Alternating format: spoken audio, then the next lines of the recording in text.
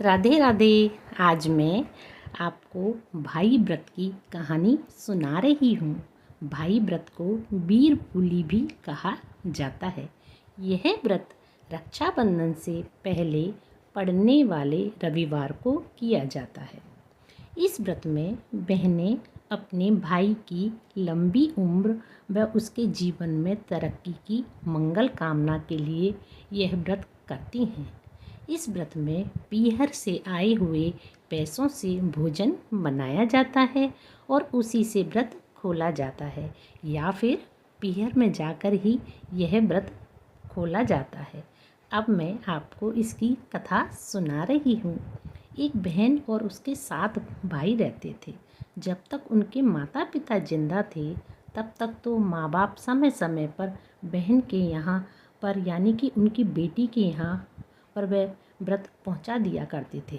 माँ बाप बुजुर्ग हो जाते हैं तो उनकी मृत्यु हो जाती है।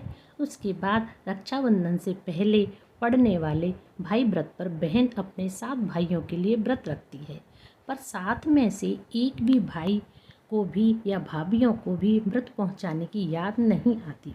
भाई व्रत आता है, बहन अपने सभी भाइयों के लंबी उम्र के लिए व्रत रखती है और शाम होने लगती है तब बहन सोचती है कि अभी तक मेरा एक भी भाई व्रत ले नहीं आया है, तो चलो पास ही में तो पीहर है, क्यों ना वहीं जाकर व्रत खोल के आ जाती हूँ।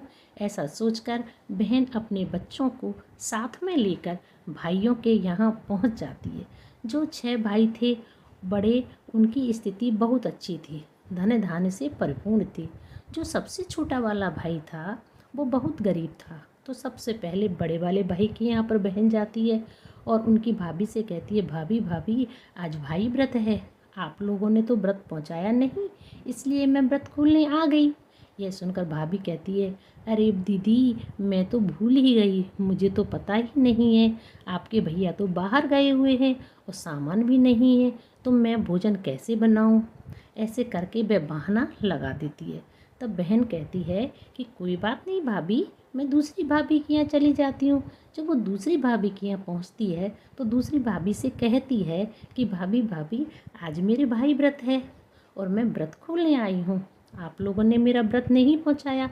तब उसकी दूसरी भाभी भी कुछ ना कुछ करके बहाना लगा देती है, अरे भाई मैं तो भूल ही गई, वो तो बाहर गए हुए हैं, मैंने तो भोजन बनाया ही नहीं।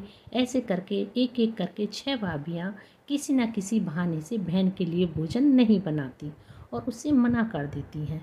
तब बहन सोचती है कि जब 6 भाइयों ने पैसों से भरपूर हैं, अमीर हैं, उन भाभीियों ने ही मेरा व्रत नहीं खुलवाया, तो 7वां भाई और भाभी वह तो बहुत गरीब है, लेकिन चलो उनके यहाँ भी चल कर देख लेते हैं। ऐसा सोचकर वो सबसे छोटे वाले भाई भाभी के यहाँ जाती है।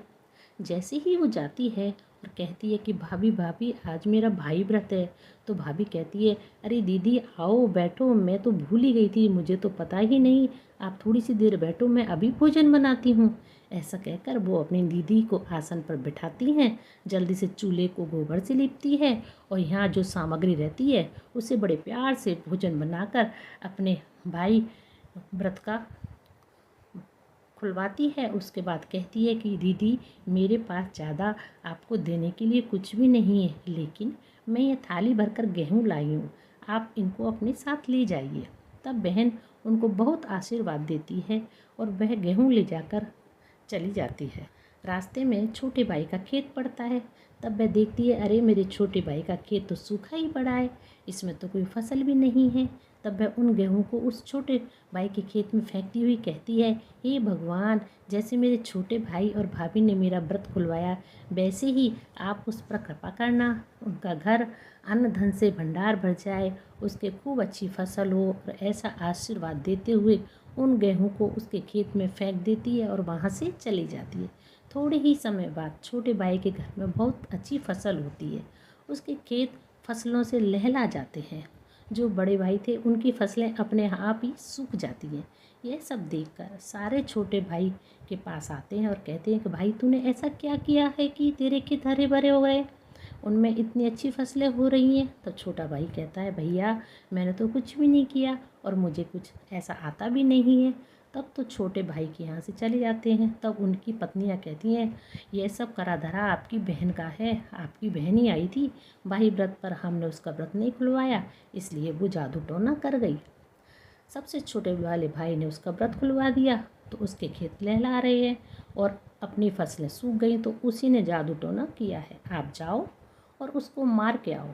ऐसा अपनी पत्नियों की बातें सुनकर 6 भाई उनकी बातों में आ जाते हैं और अपनी बहन को मारने के लिए दूसरे गांव में जाते हैं। जैसे ही वह अपनी बहन के घर के बाहर पहुंचते हैं उसी समय बहुत तेज़ बारिश होने लग जाती है, तो वह वहीं उनके दरवाजे के पास दीवार के सहारे खड़े हो जाते हैं। उसी समय उसकी बहन और बच्चे दरवाजे के पास आते हैं। तब बच्चे अपनी माँ से कहते कि माँ देखो बारिश हो रही है, क्या यह बारिश अपने मामा की औरों के गांव में भी हो रही होगी? तब बहन कहती है, हाँ बेटा, यह बारिश तुम्हारे मामा जी और औरों के गांव में भी हो रही है। भगवान मेरे सातों ही भाइयों की फसलें बहुत अच्छी करना, उनको धन धान से परिपूर्ण करना, उनकी खूब लंबी उम्र करना। ऐसा कहकर बहन अपने सातों भाइयों को खूब आशीर्वाद देती है। जब ये बातें 6 भाई अपने कानों से सुनते हैं तो वह कहते हैं, अपनी पत्नियाँ कितनी खराब है, एक तो अपनी बहन का व्रत भी नहीं खुलवाया और हमें उसे मारने के लिए भेज दिया, जबकि हमारी बहन कितनी अच्छी है, सातों भाइयों के लिए मंगल कामना कर रही है, खूब आशीर्वाद दे रही है। तो ऐसा सुनकर वो भाई वहीं से लौट जाते हैं और जाकर अपनी पत्नियों से खूब लड़ते हैं कि तुम लोग कैसी हो, मेरी बहन आई थी पर तुम लोगों ने व्रत नहीं खुलवाया, और अगले साल भाई व्रत पर मेरी बहन को बुला लेके आएंगे और उन्हें व्रत खुलवाना। अब दूसरे ही दिन सभी 6 भाभी उसकी पत्नियां भाइयों के साथ पहुंच जाती हैं बहन के घर। कहती हैं, बहन अगले साल तू हमारे यहाँ व्रत खोलने आना, अगले साल तू हमारे यहाँ व्रत खोल लेना। तब बहन कहती है, मेरे लिए तो आप 7 भाई और 7 भाभी सब बराबर हैं, पर जिसने मेरे को इस बार व्रत खुलवाया मैं उसी के यहाँ जाऊँगी। तुम लोग पैसों से धनवान, धन धान्य से परिपूर्ण होने के बाद भी तुमने मेरा व्रत ना पहुँचाया और ना ही खुलवाया, तो सबसे गरीब होने के बाद भी उन भाई भाभी ने मेरा व्रत भी खुलवाया और मेरा मान सम्मान किया, तो घर में तो मैं उन्हीं के जाऊंगी। आप लोग भी सब भोजन बनाकर वहीं ले आना, मैं सबके यहाँ का भोजन करूँगी। तब अगले